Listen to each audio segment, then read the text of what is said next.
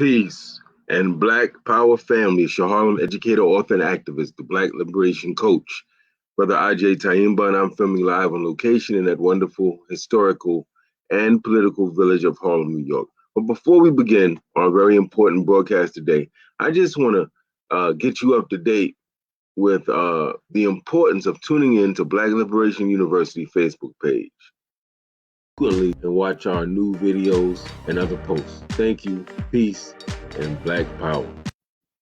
Peace and blessings, family. This is Brother IJ Taimba, the Harlem educator, author, and activist, and Black Liberation Coach, and also the founder and creator of Black Liberation University Facebook page. Black Liberation University on Facebook is an online platform providing social media commentary, online classes, and dynamic interviews with important Black liberation scholars, activists, and authors. We address relevant issues that go way beyond venting, complaining, or just reporting racist incidents. Our mission, political education, that helps the Black community to, in the words of Brother Malcolm X, wake up, clean up, and stand up. Thank you for watching. Come visit Black Liberation University on Facebook. Come get your Black political education. Come back frequently and watch our new videos and other posts. Thank you, peace, and Black Power. All right, family, we are back. I hope everybody is in a positive frame of mind. However, today's show is for those of you and us who are going through it, who are going through very difficult times. This show is specifically aimed at those of you who have suffered loss, who are going through pain, a very traumatic recent experience. Could be medical issues. It could be you just heard that you have an ailment or an illness and you're very worried and upset and concerned. It could be the loss of a loved one. It could be the death of a loved one. It could be the loss of your income, a job. It could be whatever. We as a people, I think, are no strangers to calamity and misfortune. But I think that this particular broadcast is important. It's important because, in my mind, no matter what's going on, the way we think is always of utmost importance. It's always of utmost importance. And that's why our ancestors said of the 7 different universal laws they were able to discern, number 1 was everything is mental. Number 1, right? So George Clinton put it this way: get your mind right and your you know what will follow. So we're going to go through 7 things to remember when you're going through tough times. And I want to say very quickly, this is not subbing anybody. This is not coming from a negative, cynical, sarcastic spirit, family. I happen to know a whole lot about suffering and pain and loss. And so these things are developed to some degree from books I've read over the years, but from my own lived experience. And I like to share them with you, family. Let's see, we have a few comments. First, we got my Queen Brenda Hilaire says, Wukusu to the family. Wukusu back to our sister, one true love. We got Sister Natalie in the building. She says, I'm here, my beloved brother and king. Blessings and Black power to you. Ashe, my sister. We got my brother Marlon Townsend in the building. Peace, good brother.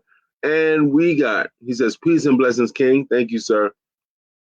Same to you, good brother. And we got Sister Catherine Marrow, who says, good morning. Yes, indeed. Now, family, we're about to get into it. Let's go. 7 things to remember when you're going through tough times. Number 1, family, situations and circumstances change, right? Now, when we're going through difficult times, it seems like this incident that you're dealing with will never end. So your debt will never end. You'll always be in debt. You always have these creditors calling you, hounding you on the phone. You always be getting eviction notices. You always be in an unstable financial situation. Some of you may say, well, my illness is not just going to go anywhere, or whatever you're going through. But understand things change on their own, and we have the power to change things. Remind yourself when you're going through these tough times that in many cases, it won't always be or feel like this right now. Just remind yourself of that. Right now, it's feeling, oh, this is everything. It's all consuming. I can't get out of it. But that's right in this time and space. What will it be like 5 years from now? Will you still be feeling the exact same way? You can know you won't. What will it be like 2 months from now? So just keep that in mind. Tell yourself this is, if not temporary, tell yourself that this can and will change in time. It has a way of reducing that anxiety, right? And that sense of doom and gloom that comes when we have these unfortunate situations in our lives. Number two, second thing I'm humbly suggesting to remember when you're dealing with tough times is simply to remember you've overcome tough times before. Very easy to forget this.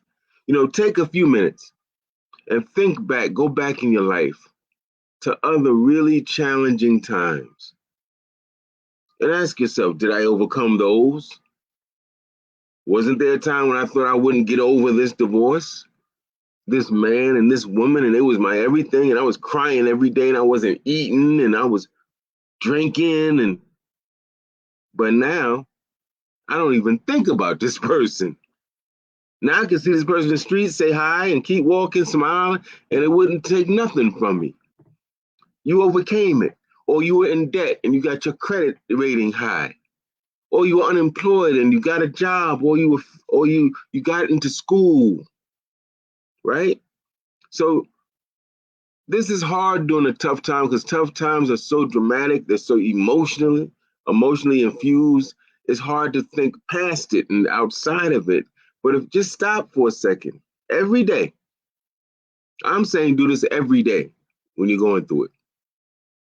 And just say, what happened when I had that divorce? What happened when I didn't have money? What happened when I didn't have a job? What happened when me and my kid wasn't talking? What happened? Did we get over that? Did we get past that? Did we get through that? Did we get around it? And 8 times out of 10, the answer will be yeah, right? And this, what the importance of this, that it will remind you of your resilience and it reminds you of your ability to bounce back from calamity, family. To bounce back from calamity. I really hope y'all are feeling me. These things may seem trite and simplistic and all that don't mean nothing, but I'm telling you it works. It will help, right? And we got Brother Sean Herron. Peace to you, good brother. Thank you for that. All right, let us continue, family. Very important that y'all just try to hear me on this, and hopefully you'll see that it's helpful. Here's something to remember during a very tough time. Millions of other people, listen carefully, family, millions of other people have experienced your conflict, your stress, and your pain. And they survived. And guess what? You can too. Right? No, because we're going through these tough times, death in the family, a loss of a loved one, a major breakup of a long-term relationship, fractured family issues, debt issues, health issues. Naturally, what do? We focus on ourselves because what? We're the one experiencing this pain, right? But just for a minute, and this is difficult when you're going through pain because pain makes us self-absorbed. Why? Because we're the one going through the pain. But just for a minute, ask yourself, how many other people have dealt with losing a loved one, death in their family, the breakup of a very important relationship, losing their home, getting evicted, being told they have a potentially fatal disease? How many other people? Are you the only one that's dealt with this in human history? I doubt it. chances are millions of people have been exactly where you are, either in the past or right this second, right? And so when you start thinking of all these people throughout history and in the present that have gone through or are going through your particular conflict or calamity, and then you think they were faced with the same things as me, stress and pain similar to mine, and they made it through, right? This is important because it reminds us that we can overcome as well. Marcus Mosiah Garvey, one of the grandfathers of Black nationalism in the United States, famously wrote in The Philosophy and Opinions of Marcus Garvey, "What man has done, man can do." Right? It's very important. It's simple. All of these things are really simple, but if you think about them and you really earnestly try to apply them into your life, it can help you, family. Because I know times when I was down in dumps, family, I'm talking about uh, stuff like relationship, stuff like having minor strokes and being partially paralyzed for temporarily, and I couldn't talk right, and I couldn't move right, I couldn't type. These are the things that helped me to push through. So here I had a stroke, and then I'm writing a book, typing it. Right here I have a stroke. I can't afford what do you call that? What is that called? Couldn't afford the physical therapy, but I looked it up online, figured out what they do, and I would be in the shower singing and doing my spoken word poetry. And that was my own, and typing this book. And it took a long time to type the book because my left side was partially paralyzed. And I'm in the doctor's office cracking jokes, even as I'm talking like this. Why am I able to do that? Am I some great guru? No. I'm able to do that because I took these are the things that were going through my head. Other people have had strokes. I'm not the only one. And they've recovered from them, or they have gotten better. They've healed, right? When my father died, man, it was catastrophic. Do you hear me? And besides trying to drink myself to oblivion at that time, which didn't work, these are some of the things I thought other people have lost. Yeah, man.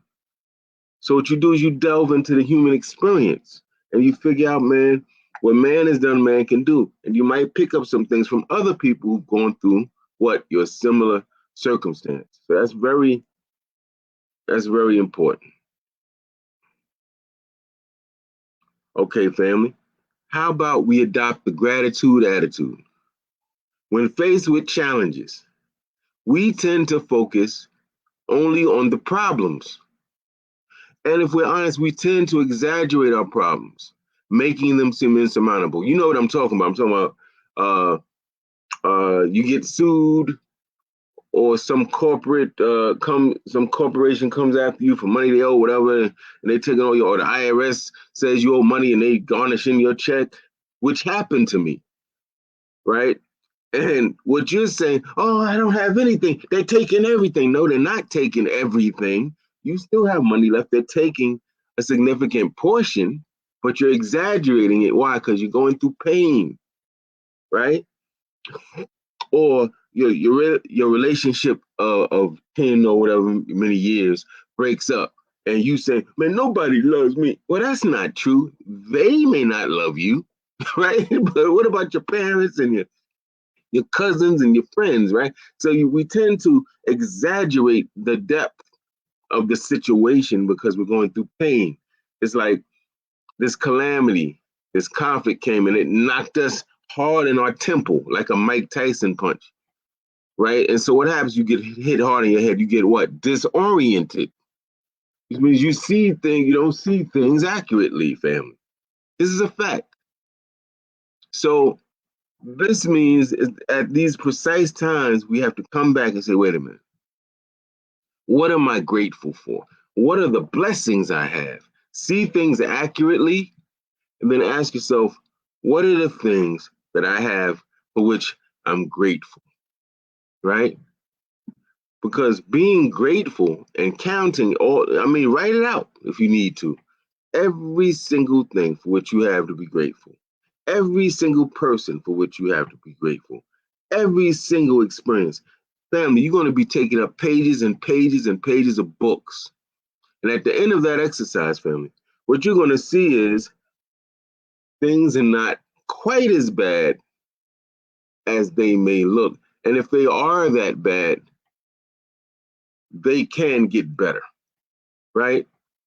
Very important principle, the gratitude attitude. And all the studies psychologists and some of these people have done show that people who express gratitude through affirmations, through meditations and prayer will typically be better equipped to respond to emergencies and crises, a little bit less stressed, and things of this nature. So these things are really helpful, family. Really helpful. Okay, let's go. All right. I think we are going now to number 5. The 5th of 7 things to remember when you're going through tough times. Right? So this is telling us that while what we're going through is very painful, it's also an opportunity to learn things about ourselves and to become better people. Now, this is not the easiest thing to remember when you're going through a serious crisis and serious pain, but it is important to remember it.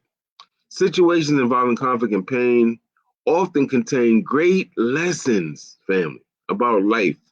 And they often force us at lightning speed into a mirror.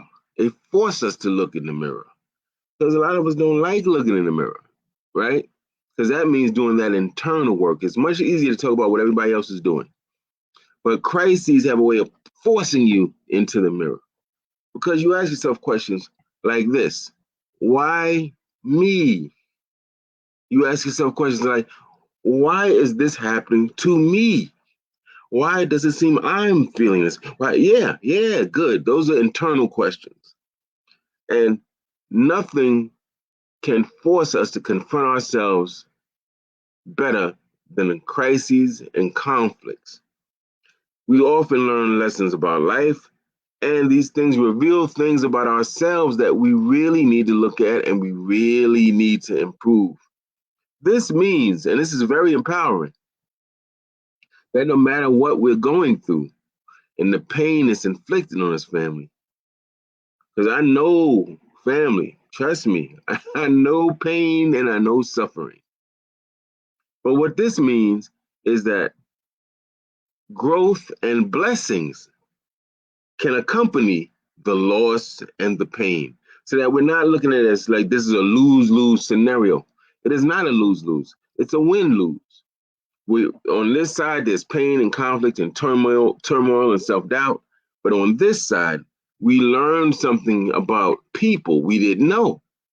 We learned something about our families we didn't know. We learned something about ourselves that we didn't know. We learned something about ourselves that we knew and we were in denial about. And now we're doing something about it.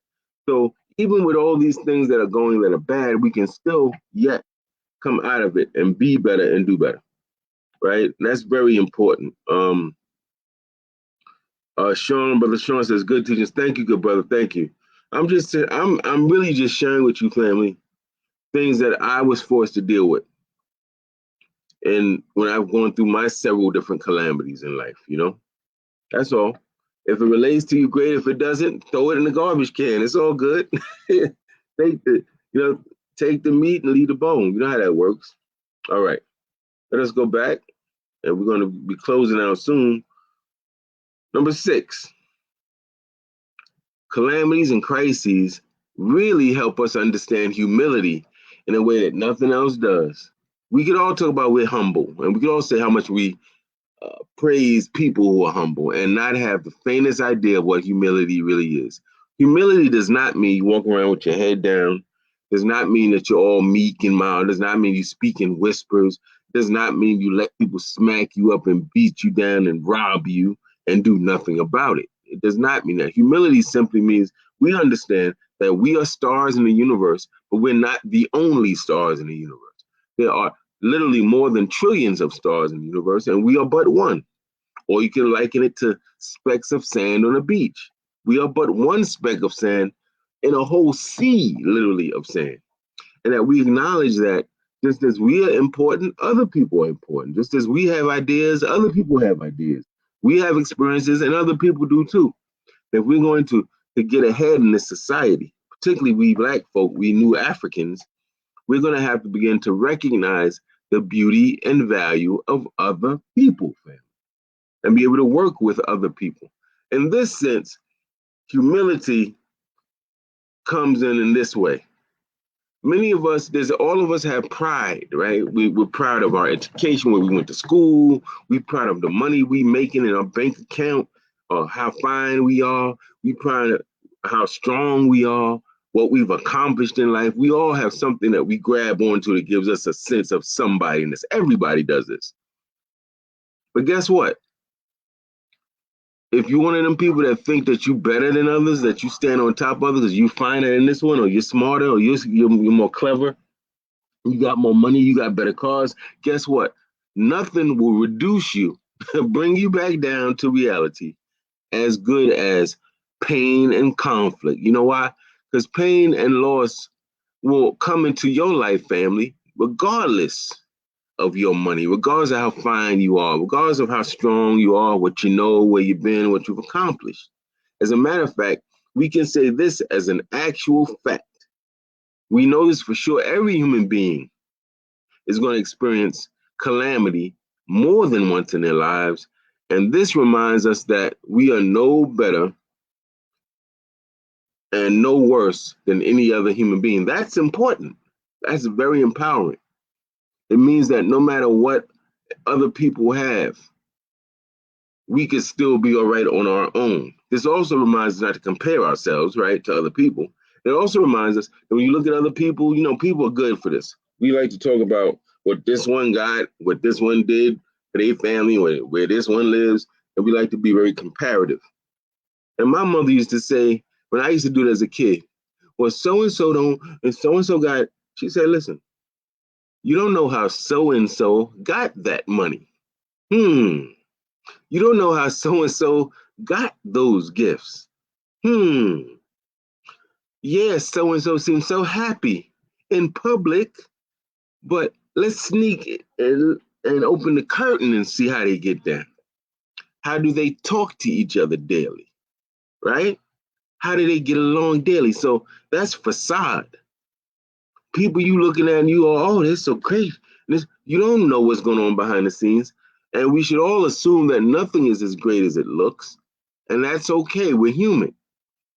But humility is key. Humility can help you stay level-headed when everything around you, family, is explosive, corrosive, and going downhill.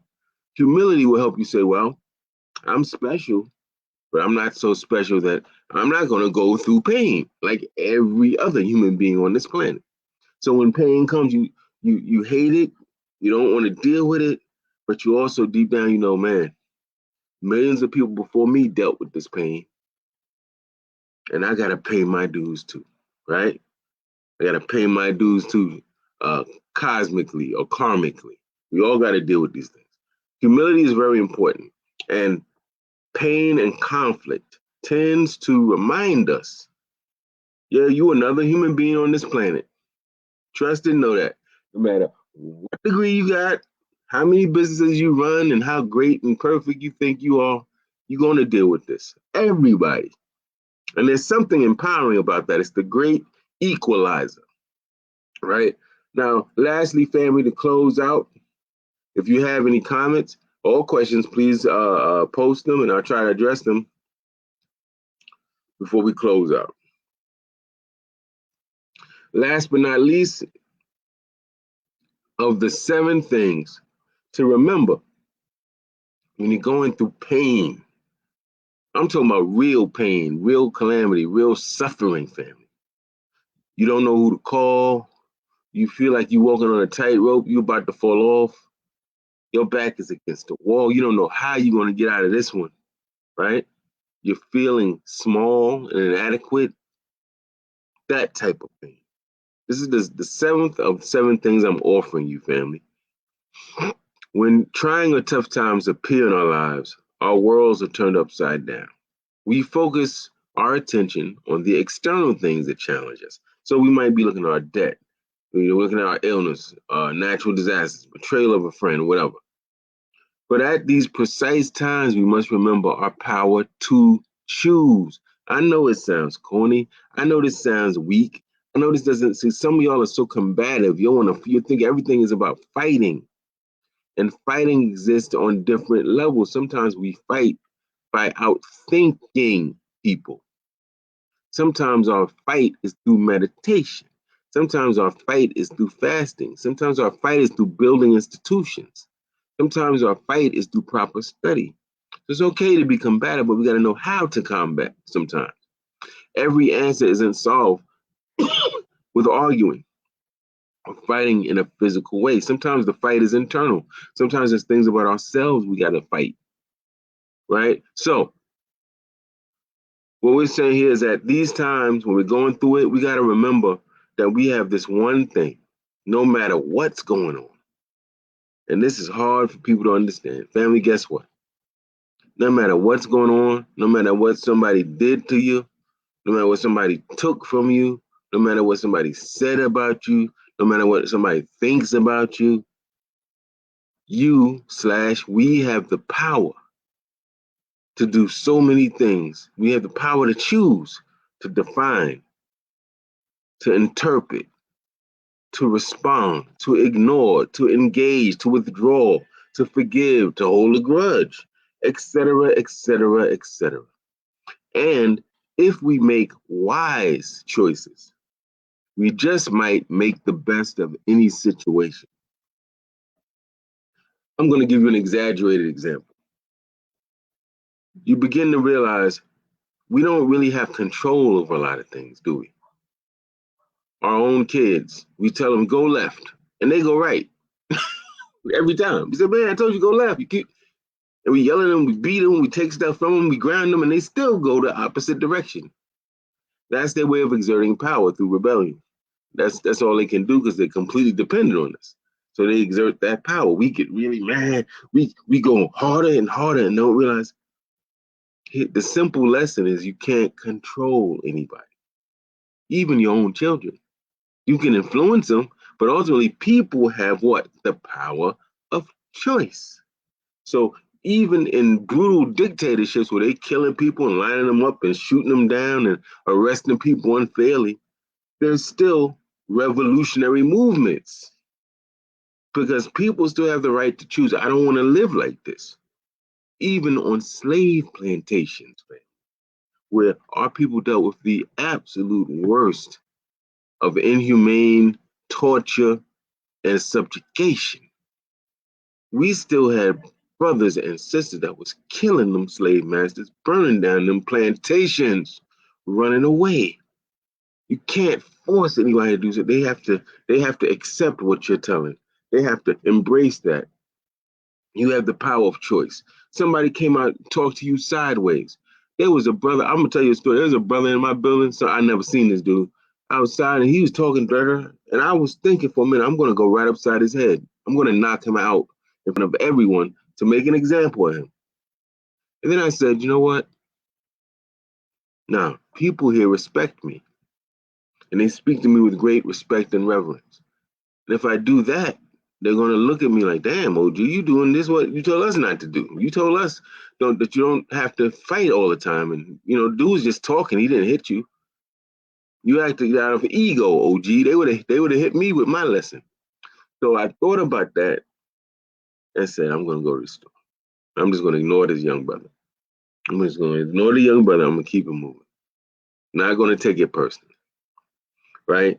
People will take you there, but you always have the power of choice. You get the power to choose how you're going to respond, how you're going to interpret something. You're in a supermarket. Somebody talks to you crazy. Hurry up, lady. Ain't got time for you. So you taking it personally. You ready to fight. Who you talking to?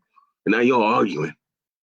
You got the choice. You can say, I don't know what this person been through. It may not be about me. They may have had a death in their family. They may have lost their house. Anything could have happened. They're tight, they're aggy, it may have nothing to do with me. I'm just the person that happens to be here right now. And you can just be like, God bless you, sis. Have a good day. And keep it moving. And it takes nothing from you. It's funny, man. It's how we interpret, how we respond, how we react, how we engage. Sometimes the best thing to do is simply withdraw. I do it all the time. If I feel I'm in a hostile situation, I just withdraw myself from it. Very simple. I just move, physically move from that scenario. Why? Now I'm not going to be getting in no fight or argument. Two, I have time to de-escalate my mind, play my music, meditate.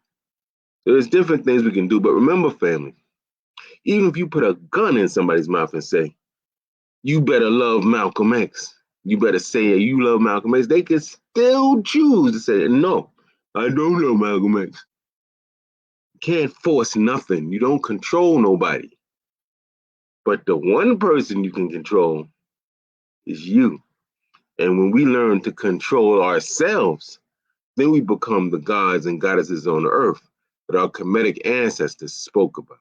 Well, family, I hope that you found this interesting and helpful. I certainly thank all of you for tuning in. And I hope you have a most marvelous day of abundance and health and wealth, and that you connect with your peoples, and that even though we're peaceful, that we prepare to war back against those who war against us. With that said, family, you know I'm going to say peace, black power, Kusu, free the land, and those three magical words, family, tattoo it into your brain cells.